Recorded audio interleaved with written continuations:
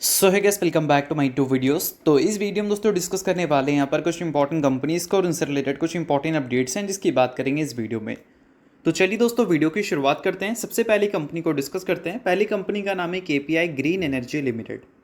But इसको discuss करने से पहले दोस्तों, अगर आपने अभी तक चैनल को सब्सक्राइब नहीं किया है तो चैनल को सब्सक्राइब कर लो, बेल आइकन को प्रेस कर लो। और उसके अलावा दोस्तों, अगर आपने अभी तक मेरे टेलीग्राम चैनल को ज्वाइन नहीं किया है तो उसका लिंक आपको डिस्क्रिप्शन में दिख जाएगा। लिंक के थ्रू जाकर चैनल को भी ज्वाइन आप कर सकते हैं।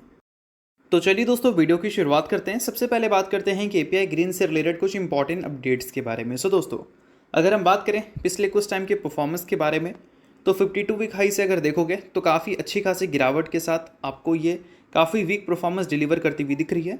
गिरावट के नंबर को देखें तो लगभग 49% के आसपास आपको देखने को मिलेगी। और इसी पीरियड में अगर इसके वैल्यूएशंस की बात करें तो एक टाइम पे कंपनी 70 के ऊपर के प्राइस टू अर्निंग मल्टीपल्स पे ट्रेड कर रही थी, और अभी देखोगे तो 30 से नीचे के पी पे आपको ट्रेड करती हुई दिख रही है। जिसको अगर इंडस्ट्री के पी से भी कंपैरिजन करें तो इंडस्ट्री पी इसका आपको 31.6 का देखने को मिलता है, यानी कि इंडस्ट्री के पी से भी अगर देखें इसका करेंट पी तो भी हमें इसका वीक देखने को मिलता है। अब ऐसा नहीं कि इस कंपनी में नंबर्स आपको ख़राब देखने को मिलता है। अगर पिछले एक साल के ग्रोथ देख लोगे रेवेन्यू एंड प्रॉफिट का तो काफ़ी इंप्रेसिव है। रेवेन्यू 59% से और वही प्रॉफिट 76% से हमें ग्रो करते हुए नजर आए हैं। Q4 कंपनी का अभी तक अपडेट हुआ नहीं है, मतलब Q4 के डेट भी रिलीज़ नहीं हुए हैं। और Q4 के अर्निंग्स जो हमें देखने को मिलेंगे एक्सपेक्टेड है कि वो भी हमें ईयर ऑन ईयर बेसिस पे अच्छे दिख सकते हैं। और पिछले क्वार्टर में जो ईयर ऑन ईयर बेसिस पे ग्रोथ इसने अपने रेवेन्यू में दिखाई थी वो 38% का था, और उससे पहले जो ग्रोथ रही है वो 50% के ऊपर का देखने को मिला है। तो एक चीज़ तो क्लियर है कि केपीआई ग्रीन जो है वो कंटिन्यू एक ग्रोइंग फेस में आपको देखने को मिल रही है, और रेगुलर बेसिस पे कंपनी को अच्छे खासे ऑर्डर्स भी मिलते हुए दिखते हैं। बट नोट करने वाली बात यहाँ पर यह है कि कंपनी के अगर मार्केट कैप के हिसाब से देखें तो ये कंपनी हमें बहुत बड़ी नज़र आती नहीं है। अगर रिजर्व भी देखोगे तो करीब 1900 करोड़ के आसपास का रिजर्व है, तो बहुत बड़ी कंपनी नहीं है। तो इसका मतलब यह है कि अगर रेगुलर बेसिस पे कंपनी को अच्छे खासे ऑर्डर्स मिलते हुए देखने को मिले भी तो भी हम ये उम्मीद नहीं कर सकते कि उस ऑर्डर की एग्जीक्यूशन कंपनी ऑन टाइम पे करती हुई नज़र आ जाएगी। अगर कंपनी को अच्छे ऑर्डर्स मिल रहे हैं तो कंपनी को लगातार अपने एसेट्स को भी बढ़ाने की ज़रूरत होगी। और अभी कंपनी के फिक्स एसेट्स को देखोगे तो वो हमें 1130 करोड़ के आसपास देखने को मिलते हैं। बट उसके अलावा कंपनी के जो वर्किंग एसेट्स हैं उसको बढ़ाने को लेकर कंपनी ने काफ़ी बड़ी अनाउंसमेंट की है। सो अब दोस्तों वीडियो में आगे बढ़ने से पहले बात कर लेते हैं मेरे टेलीग्राम चैनल के बारे में, जिसको अगर आपने अभी तक ज्वाइन नहीं किया है तो उसका लिंक आपको डिस्क्रिप्शन में देखने को मिल जाएगा। लिंक के थ्रू जाकर चैनल को ज्वाइन कर लो। ज्वाइन करने का दोस्तों सबसे बड़ा बेनिफिट यह है कि हमारा चैनल टाइप किया है SEBI registered research analyst mister Kulneet Singh के साथ, जिसका रजिस्ट्रेशन नंबर आप यहाँ पर नोट कर सकते हैं। अब चैनल को ज्वाइन करते हैं तो इनकी जो काफ़ी सारी एक्टिविटीज़ हैं आपको इस चैनल पे देखने को मिलती है, जिसमें ये आपको चार्ट्स वगैरह शेयर करते हैं जिससे आपको आइडिया लगता है। और उसके अलावा दोस्तों काफ़ी सारी कॉल्स एंड अपडेट्स भी आपको यहाँ पर मिलता है बिल्कुल फ्री ऑफ कॉस्ट। तो इन सारी चीज़ों का बेनिफिट आप ले सकते हैं। अभी रिसेंटली काफ़ी सारी कंपनी का चार्ट्स वगैरह इन्होंने अपडेट किया था, जिसको आप चाहो तो चेकआउट कर सकते हो। और इसके अलावा काफ़ी सारी कंपनी का कॉल्स वगैरह भी इन्होंने दिया था, जिसको भी आप चाहो तो चेकआउट वगैरह कर सकते हो। तो लिंक आपको डिस्क्रिप्शन में देखने को मिल जाएगा। लिंक के थ्रू जाकर चैनल को ज्वाइन करो, सभी चीज़ें आपको बिल्कुल फ्री ऑफ कॉस्ट यहाँ पर मिलती हैं। और ये अनाउंसमेंट आपको बीएससी के साइट पे देखने को मिल जाएगा, जिसको जाकर आप चेकआउट भी कर सकते हैं। मेंशन है दोस्तों यहाँ पर कि केपीआई ग्रीन एनर्जी सेट कर रही है न्यू ऑपरेशनल बेंचमार्क, किसके साथ? IBM मैक्सिमो रिन्यूएबल डिप्लॉयमेंट के साथ। ठीक है, ये एक कंपनी है। अब ये जो कंपनी है इसके कुछ एसेट्स हैं। एसेट्स की अगर हम वैल्यू की बात करें, ये वैल्यू रुपीज़ में नहीं होगा या करोड़ में नहीं होगा, ये वैल्यू है गीगावाट में। ठीक है, तो 1.4 गीगावाट से भी ज़्यादा का कंपनी के पास एसेट्स है, सोलर, विंड एंड हाइब्रिड। तो इसके एसेट्स को बोल सकते हैं अपने ऑपरेशंस में यूज़ करने के लिए यहाँ पर एक बेंचमार्क सेट किया गया है। तो अल्टीमेटली अगर देखा जाए तो कंपनी अपने आप को ग्रो करने के लिए काफ़ी पॉजिटिव स्टेप भी उठाती हुई दिख रही है, क्योंकि अगर कंपनी को एसेट्स अपने बढ़ाने होंगे तो इसके लिए कंपनी को कंटिन्यू एक इन्वेस्टमेंट की नीड होगी, और काफ़ी बड़े अमाउंट कंपनी को लगातार लगाना पड़ेगा। अब यहाँ पर दो कंपनी के बीच में पार्टनरशिप होकर अगर उनके एसेट्स को यूज़ किया जा रहा है खुद के ऑर्डर्स को एग्जीक्यूशन में कन्वर्ट करने के लिए, तो बेशक इसको एक अच्छी न्यूज़ हम कंसीडर कर सकते हैं।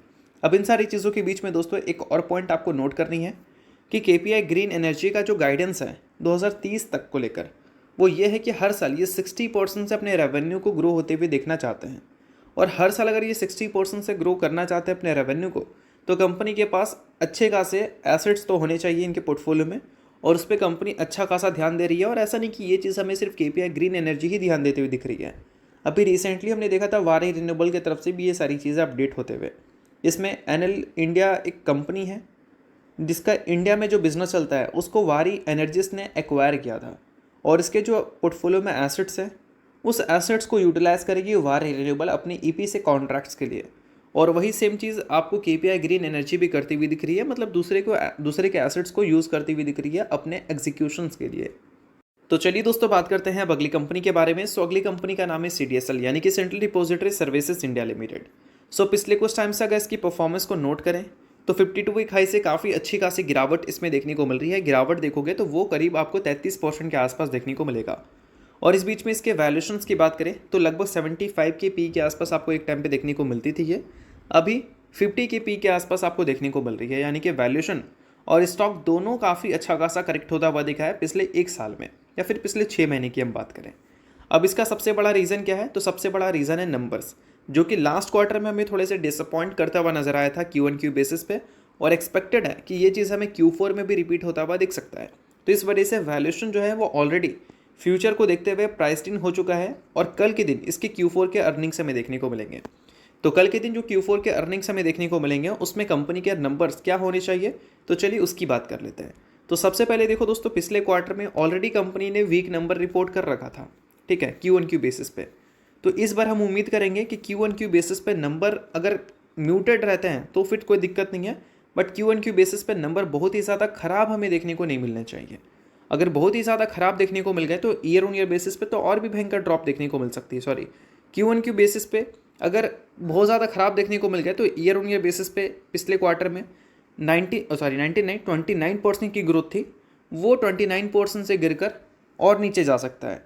तो इन सारी चीज़ों को देखते हुए CDSL को थोड़ा सा Q1Q बेसिस पे अच्छे नंबर्स अगर रिपोर्ट करते हुए हम देख लें तो वो एक तरह से देखा जाए तो सही नंबर कंसीडर किया जाएगा करेंट वैल्यूशंस के हिसाब से। उसके अलावा दोस्तों और भी काफ़ी सारी चीज़ें होंगी जो कि हम कल के दिन नंबर्स आने के बाद देखेंगे।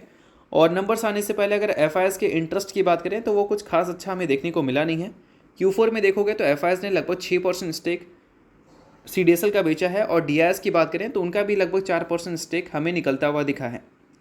तो और ये जो सारी स्टेक है वो हमें पब्लिक के पास जाती हुई दिख रही है, तो इस वजह से थोड़ा सा आपको CDSL में रिसर्च करने की ज़रूरत होगी। बाकी मैं किसी भी तरह का आपको रिकमेंडेशन नहीं दे रहा हूँ। तो चलिए अब डिस्कस करते हैं अगली कंपनी को। इसका नाम है दोस्तों टीटागर रेल सिस्टम लिमिटेड। अब टीटागर रेल सिस्टम जो है कई टाइम से हमें वीक परफॉर्मेंस डिलीवर करती हुई दिख रही है। 52 वीक हाई से देखोगे तो 60% से भी ज़्यादा का गिरावट हमें देखने को मिलेगा, बट ऐसा नहीं है कि हमेशा ये कंपनी ऐसा ही परफॉर्मेंस डिलीवर करती हुई दिखती थी। अगर इसका 3 साल का, 5 साल का या 10 साल का CAGR देखोगे तो काफ़ी इंप्रेसिव है। 10 साल का CAGR 22%, 5 साल का 84%, 3 साल का 92%। ऐसा CAGR अगर किसी कंपनी का रहे तो इन्वेस्टर्स तो माला माल हो जाए। बट पिछले एक साल में जो वीक परफॉर्मेंस रही है उसका सबसे बड़ा रीज़न है कंपनी के प्रॉफिट्स का ग्रो ना हो पाना, जो कि पिछले 3 साल, 5 साल या 10 साल के CAGR में हमें देखने को नहीं मिलता था। पिछले एक साल से कंपनी के प्रॉफिट्स हमें बढ़ते हुए दिखने को मिल नहीं रहे हैं। और ऐसा नहीं कि कंपनी को कोई प्रॉब्लम है इस वजह से कंपनी के प्रॉफिट्स बढ़ नहीं पा रहे हैं, प्रॉब्लम नहीं है, बट दिक्कत सिर्फ ये है कि कंपनी के जो प्रोडक्शन कैपेसिटी है उसको कंपनी फ़िलहाल के टाइम पे फुली यूटिलाइज कर चुकी है। अब कंपनी के पास जो अच्छे खासे ऑर्डर है उस ऑर्डर को अगर एग्जीक्यूट करना है तो अपनी कैपेसिटीज़ को कंपनी को बढ़ाना पड़ेगा, और इसके लिए कंपनी अभी फ़िलहाल एक बोल सकते हैं इन्वेस्टमेंट वाले फेज़ पे है, कैपेक्स वाले फेज़ पे है, जिससे कंपनी अपने प्रोडक्शन फैसिलिटीज़ को बढ़ाने की कोशिश कर रही है ताकि कंपनी ऑर्डर्स को रेवेन्यू में कन्वर्ट कर सके प्रोडक्शन को बढ़ाकर।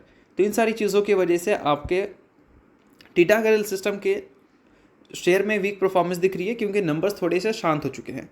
और ऐसे टाइम पे अक्सर क्या होता है कि अपॉर्चुनिटीज़ भी होती है, बट हाँ मैं आपको कोई रिकमेंडेशन नहीं दे रहा हूँ, बट FIS और DIS के इंटरेस्ट को देखकर लगता है कि ये जो गिरावट है वो हो सकता है कि शॉर्ट टर्म में आपको देखने को ना मिले। ये हो सकता है गिरावट आपको लंबा भी खींचते हुए दिख जाए, क्योंकि FIS की सेलिंग कंटिन्यूसली इस कंपनी में दिख रही है।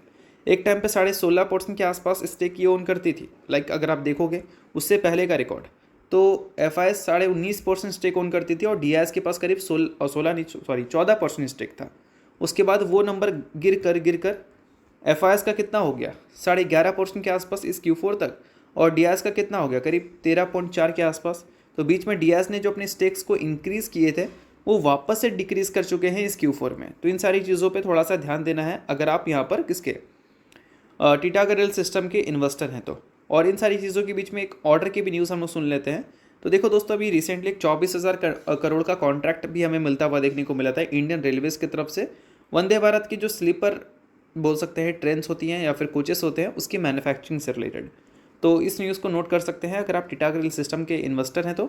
ऑर्डर्स की कमी नहीं है, बट एग्जीक्यूशन की प्रॉब्लम है, क्योंकि कंपनी ऑलरेडी अपने फुल कैपेसिटी के साथ काम कर रही है इस वजह से।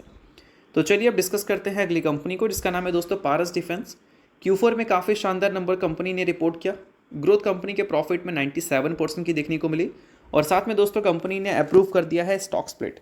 सो अगर आप दोस्तों इस कंपनी के एक शेयर को ओन करते हैं तो बदले में कंपनी आपको 2 इक्विटी शेयर देगी, मतलब एक के बदले 2 शेयर मिलेगा। 10 शेयर अगर आप ओन करते हैं तो बदले में 20 शेयर कंपनी आपको देगी। सो अगर आप इस कंपनी के इन्वेस्टर हैं तो बेशक ये न्यूज़ आपके लिए इंपॉर्टेंट रह सकती है, बट इन्वेस्टर नहीं है, इग्नोर कर सकता है। न्यूज़ थी इस वजह से मैंने बता दिया, बाकी किसी भी तरह का ये रिकमेंडेशन नहीं है। तो चलिए ये वीडियो यहीं तक था। ऊपर तो वीडियो आपको अच्छा लगा, वीडियो लाइक कीजिए, परिवार सब्सक्राइब कीजिए। वीडियो के लिए बहुत बहुत शुक्रिया।